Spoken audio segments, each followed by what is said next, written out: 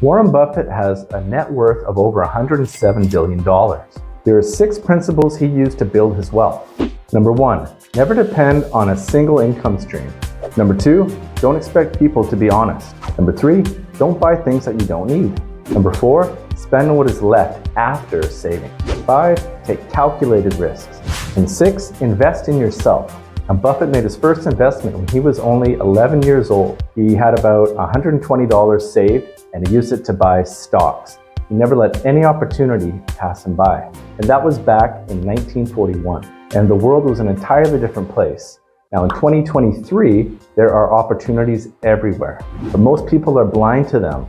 If you learn a high-ticket skill like affiliate marketing, you could be making $1,000 to $5,000 paydays only by working 1 to 2 hours a day. So if this sounds like something you'd like to learn more about, just DM me ready, and I'll send you over a short video explaining everything.